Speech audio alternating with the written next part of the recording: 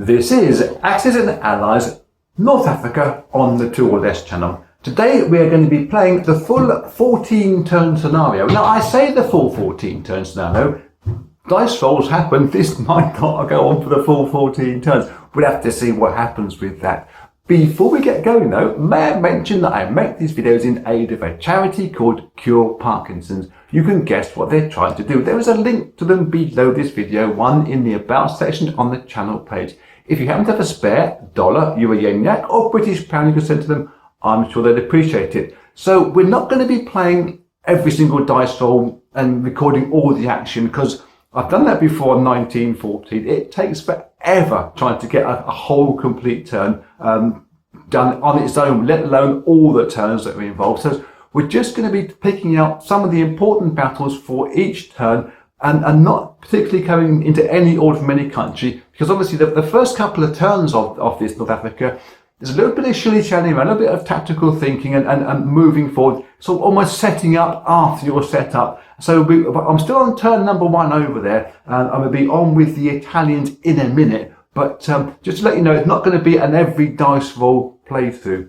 The other thing I wanted to mention, and I mentioned it a couple of videos ago on my first battle cry video, is that I've changed rooms. Now I'm repeating myself here because some of you guys here will have ignored battle cry, although the game itself is absolutely cracking, because you're here for Axis and Allies, and I think that most of my subscribers are here for Axis and Allies, or even for my handsome face, whatever it's going to be. But I wanted to show you my new setup because the funny lady, my better half, she's nicked next door where I used to have my playroom because she's making a small career change. So it means that I've been kicked out into here, which is the dining room or ex-dining room, but a larger room. So I can fit more stuff into here. Very fitted out as well with some spotlights. There's 8 massive spotlights, which should help out with my old mince pies in the evening times, because I've been struggling with the reading some of the rule books and bits and pieces in here for a long time. This is going to help us out tremendously. We can play later,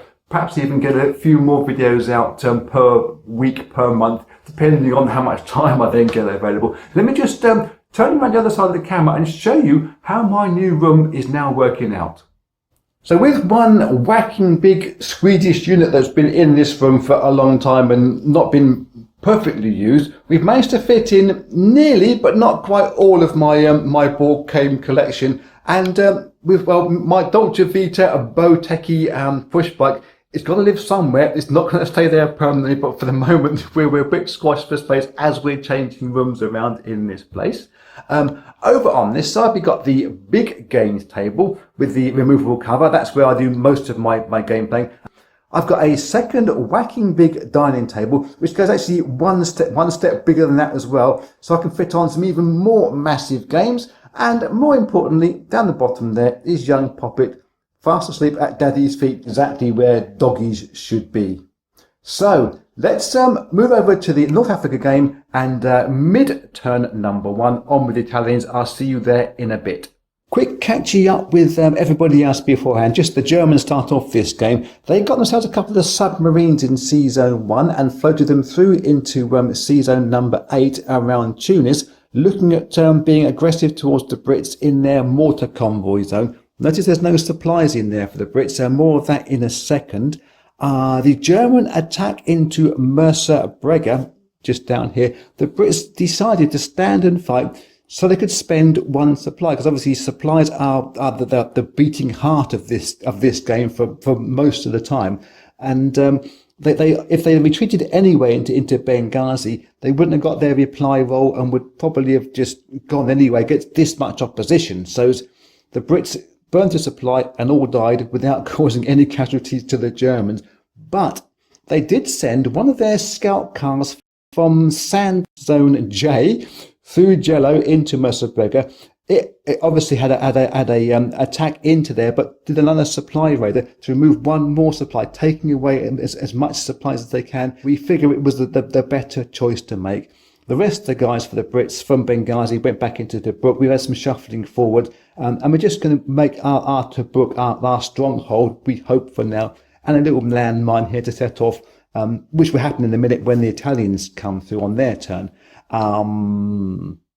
The idea from the Brits, because you are struggling to support mortar, we've actually given up on getting 15 IPCs from there on turn number 2. They start off with 2 supplies in mortar. They lose one or spend one to gain their 15 RPs, and one was taken out by the collateral damaging German Stuka here in Tripoli, which came down from Sicily en route and took out that last supply. And the Brits, well, they figure that if they put in, say, 1 or 5 supplies or whatever it's going to be into that convoy zone around mortar, it's really inviting an attack which easily would take place by the Axis forces, taking out the supply on the transport ship straight away. And so rather than that, the Brits have got themselves 5 supplies, put it over in Gibraltar in their big warehouse over there, and will split them down and try to bring them in the next couple of turns.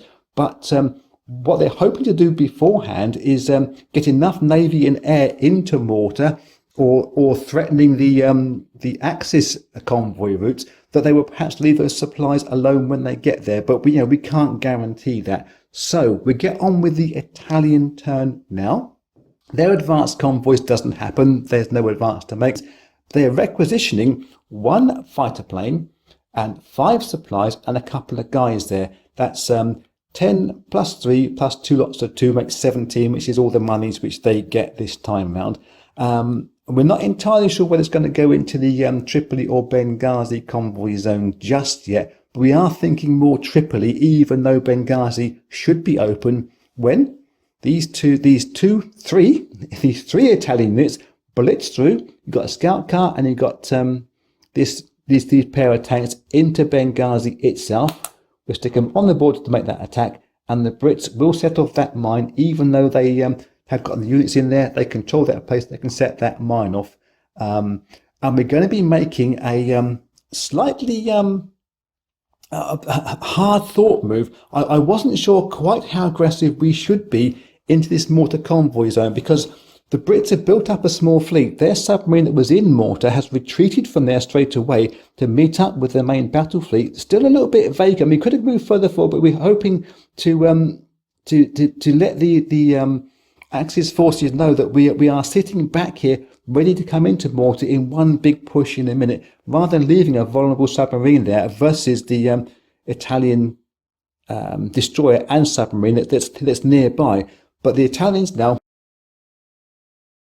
they're going to be going into there with this 1 submarine into the mortar convoy zone and taking the bomber and the fighter into there too. We should be able to take out that 1 anti-aircraft gun, possibly both of those planes there as well, but we don't know. That would be the perfect example.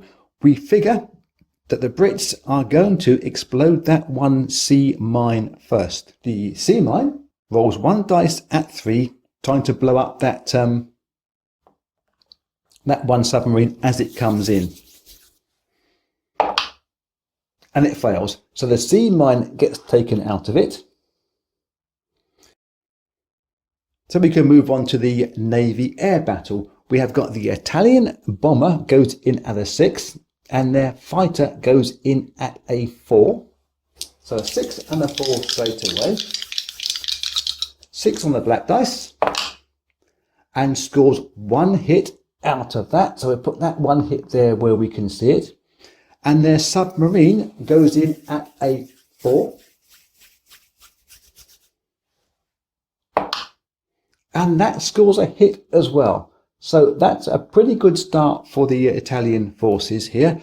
The submarine can't hit the air unit, so it will go onto the transport ship, meaning the Brits are going to lose its anti-aircraft gun. It can't fire anyway from its transporting place. So that's now been lost by the Brits. The Brits, in reply, have their 2 fajitas going in at 5. And scoring 1 hit out of that. I think the Italians will probably take that 1 hit off the bomber. I think for now, it's 50-50 whether it's the bomber or the fighter, but that's what we're going to go with. And I think the Italians will be happy enough now to call off that attack and move themselves back into Sicily.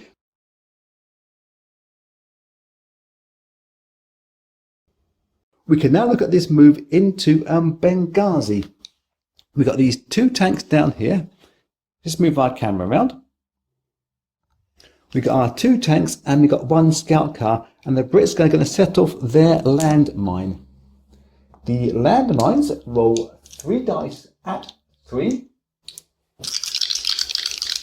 Trying to push those guys back. We're going to get 3 of the same coloured dice. Trying to push those guys back. And entirely failed. So the Brits having a really poor show straight up. This token will not fit in my fingers. This token comes off. Let me just chuck some stuff out of the way. This Benghazi has now been taken over by the Axis forces. We put the Italian flag in there, and Benghazi convoy route is now open to the Axis forces.